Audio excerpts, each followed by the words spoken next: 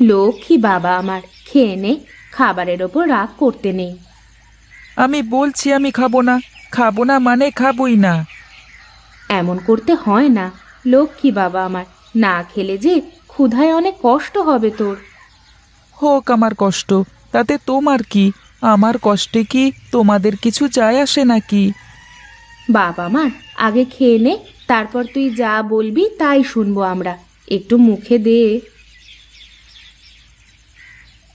আচ্ছা, আমি কথা দিলাম তোকে, কালই আমি তোকে নতুন ব্যাগ কিনে এনে দেব। না, তোমাদের আমার চেনা হয়ে গেছে।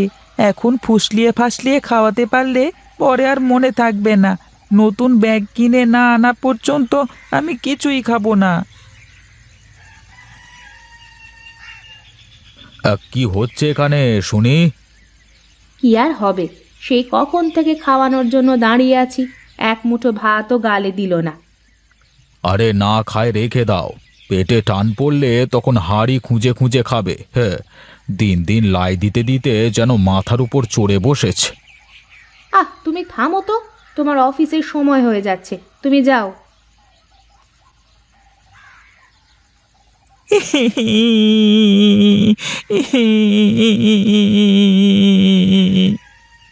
কাঁদিস নে বাবা, আমি বললাম তো, কালকেই আমি তোর জন্য নতুন ব্যাগ কিনে আনবো।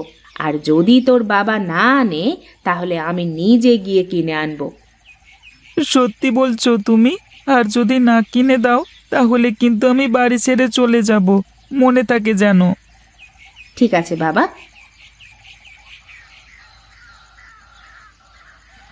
বাবা, আমার জন্য কিছু এনেছো?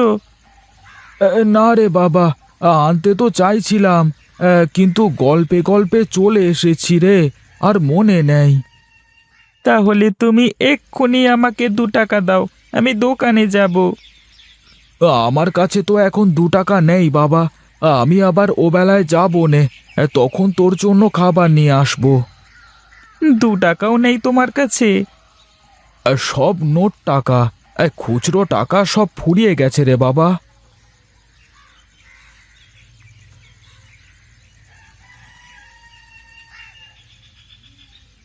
আর কত এভাবে মিছে কথা বলে যাবে তুমি? কি করব বউ বলো, নিজের ছেলের এই ছোট ছোট আবদারগুলো পূরণ করতে পারি না। এর থেকে মরে গেলেও তো বেঁচে যেতাম।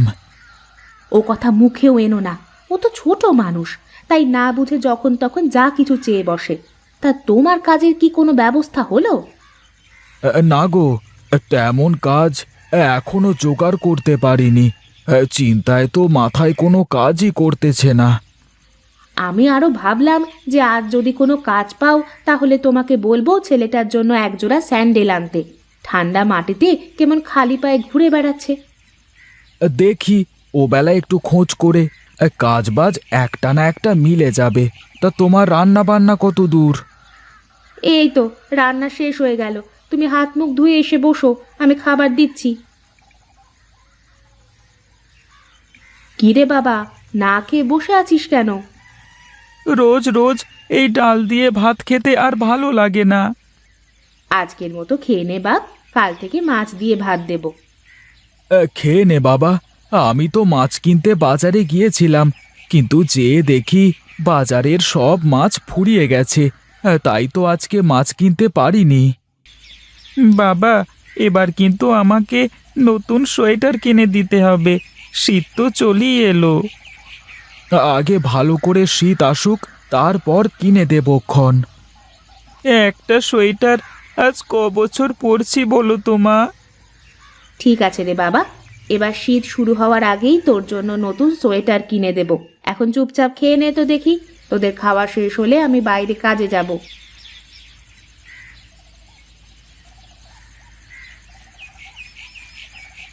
আরে গণেশ যে, কি খবর তোর? এই তো দাদা, তোমার কি খবর? আমি তো আছি দিব্যি। এটা কি তোর ছেলে নাকি রে? হ্যাঁ দাদা, ওর নাম মহেশ। বাহ, ভারী মিষ্টি নাম তো। এটা হলো আমার ছেলে ফটিক। দাদা, তাহলে আগাই আমি, ওর আবার স্কুলের দেরি হয়ে যাচ্ছে তো, আর একদিন কথা হবে।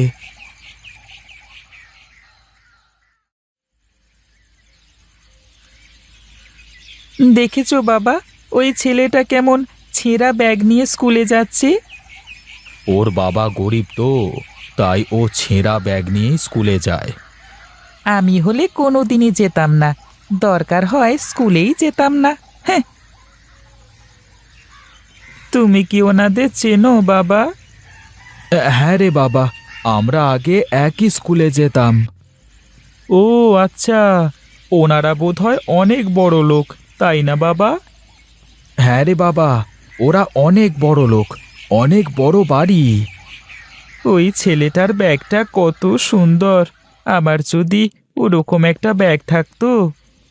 শোন রে বাবা, আমরা তো গরিব, তাই আমাদের ছেঁড়া ব্যাগ ছেঁড়া জুতো পরেই চলতে হয়। তুই একদিন লেখাপড়া শিখে অনেক বড় হবি, তখন দেখবি তোরও বড় বাড়ি হবে, বড় গাড়ি হবে। তুমি কেঁদো না বাবা, আমি আর কোনো কিছুর জন্য তোমাকে জোর করব না। চলো, আমার স্কুলে দেরি হয়ে যাচ্ছে।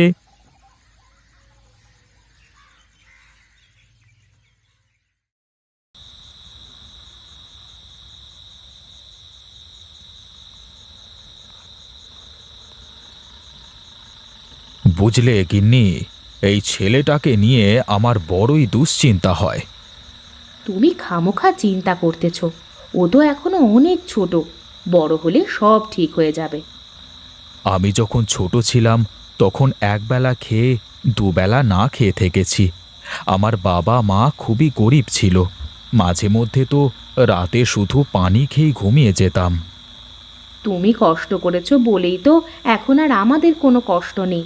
আমাদের তো এখন সব কিছু আছে। না না, এখনই ওকে সব বোঝাতে হবে, তা না হলে ও বড় হয়ে আরও খারাপ হয়ে যাবে।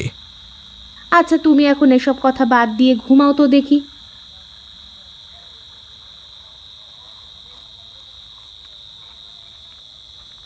দেখো বাবা, দেখো এই ছেলেটা কিভাবে শীতের মধ্যে কষ্ট করে এই রাস্তার ধারে শুয়ে আছে। আচ্ছা বাবা, ওদের শীত লাগে না? এভাবে রাস্তায় শুয়ে থাকে ওরা? চলো, আমি তোমাকে দেখাই।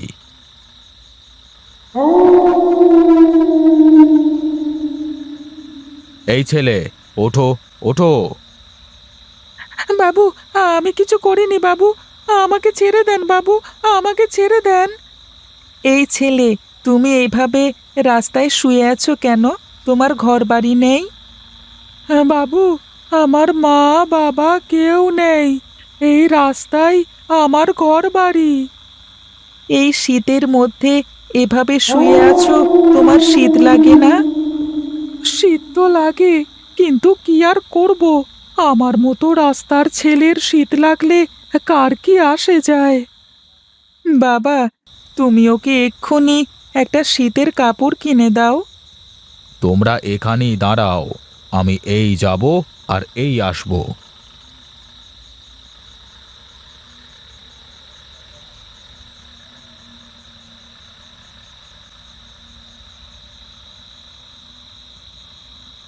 এই নাও বাবা, এখন থেকে তোমাকে আর শীতের কষ্ট করতে হবে না।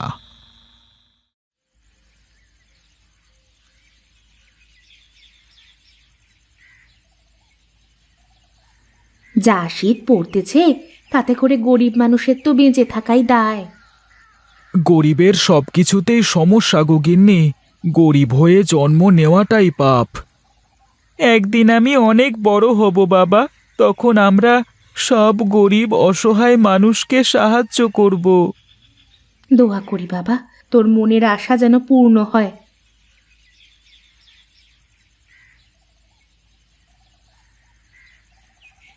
আরে দাদা, তুমি তুমি হঠাৎ করে আমার বাড়িতে? ছেলে বায়না ধরলো, তাই তো হাঁটতে হাঁটতে চলে এলাম এদিকে। এই নাও, এটা তোমার জন্য। এসবের আবার কি দরকার ছিল? দরকার আছে গোপাল, দরকার আছে। আর এই নে, এটা তোর আর এটা তোর গিন্নির। আর শোন গণেশ, এখন থেকে তোর ছেলে আর আমার ফটিক একই স্কুলে পড়বে। আর এখন থেকে ওরা বন্ধু। আর শুনলাম মহেশ নাকি ক্লাসের ফার্স্ট বয়। হ্যাঁ দাদা, ও লেখাপড়ায় খুব ভালো। এখন থেকে আমি আর মহেশ একসাথে পড়ালেখা খেলাধুলা সব কিছু করব কাকু। ঠিক আছে বাবা, হ্যাঁ তোমরা দুজনে একসাথেই খেলবে এখন থেকে। এখন তাহলে চলি রে গণেশ, কালকে আবার দেখা হবে কেমন?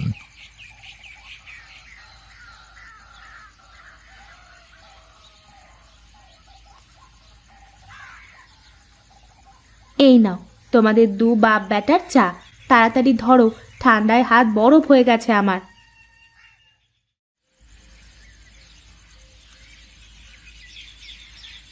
বাহ, আমার ছেলেটা তো বেশ লক্ষ্মী হয়ে গেছে মনে হচ্ছে। আজকে থেকে আমি আর কোনো জিনিসের জন্য বায়না করব না মা। ওমা, কেন, কি হয়েছে? জানো মা, এই শীতে গরিব মানুষ কত কষ্ট করে, গরিব মানুষের জীবন কত কষ্টের হয়। আমার সোনা ছেলে, দোয়া করি তুমি অনেক বড় হও আর গরিব দুঃখী মানুষের পাশে দাঁড়াও। তোমাকে অনেক ধন্যবাদ বাবা, তুমি না দেখালে আমি কখনোই বুঝতে পারতাম না। জীবনে বড় হতে হলে নিজের থেকে যারা ওপরে আছে তাদের দিকে না তাকিয়ে নিজের থেকে যারা নিচে আছে তাদের দিকে তাকাতে হয় বাবা। তোমার এই কথা আমার সারা জীবন মনে থাকবে বাবা। আর এতদিন তোমাদের অনেক কষ্ট দিয়েছি বাবা, এখন থেকে আর একটুও কষ্ট দেব না, কথা দিলাম। ঠিক আছে বাবা, ঠিক আছে। এবার তাহলে চাটা খাও, তা না হলে যে ঠান্ডা হয়ে যাবে।